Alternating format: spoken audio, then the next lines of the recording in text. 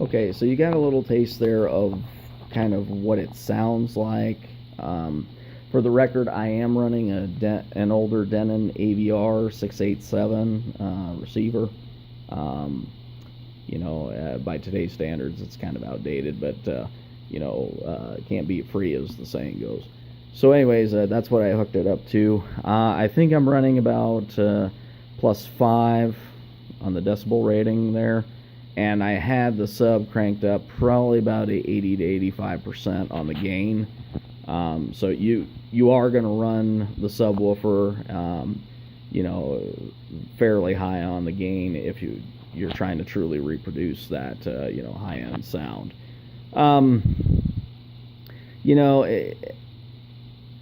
As mentioned elsewhere, the subwoofer,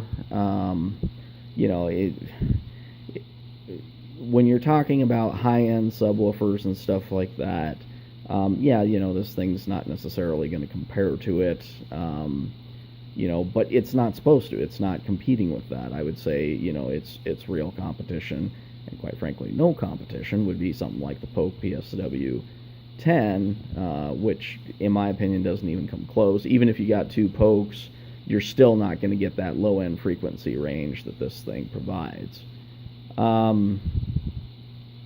So anyways, it's a good all-around, just cheap subwoofer to buy by home theater standards. It is not an expensive sub, and it does surprisingly well. And for the record, I am in a very large open living area. It's probably about 25, 30 feet across. It's got an 11-foot vaulted ceiling.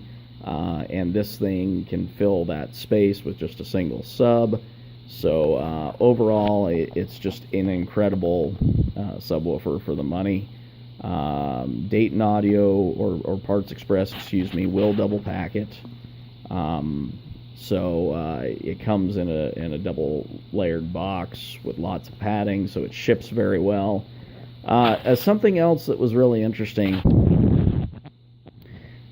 folks who have actually taken apart this sub have found that the craftsmanship and the build quality for the budget to be incredible.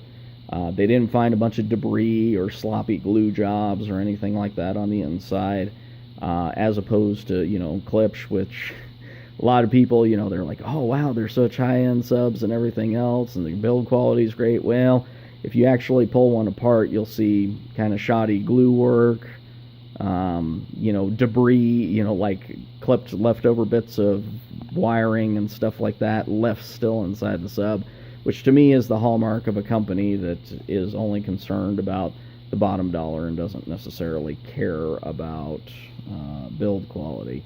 And I know a lot of people are screaming sacrilege right now. How dare I say that about Klipsch, but sorry, that's just my personal opinion. But anyways, so all in all, an excellent subwoofer for the price.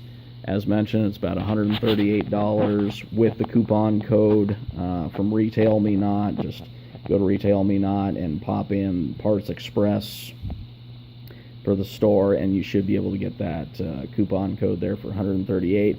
Or if you're willing to wait until the holiday season, you can get it even cheaper than that. They also do have occasionally an open box item if you're looking to go really cheap, but be aware you will pay shipping on that. About, I'm not sure how much it is. It's like about $7 or $8. It's not super expensive, and you can get them for about $106, $110 at that price with the open box if you want to, just try and get it as absolutely cheap as you possibly can. The other one that usually comes up in this price range is the mono price sub, which is a decent sub for the price. But I would still say that the Dayton Audio, if you're looking $150 new or less, you're just not going to find another sub that's going to produce what this can for the money. And that's all I have, and thanks for watching.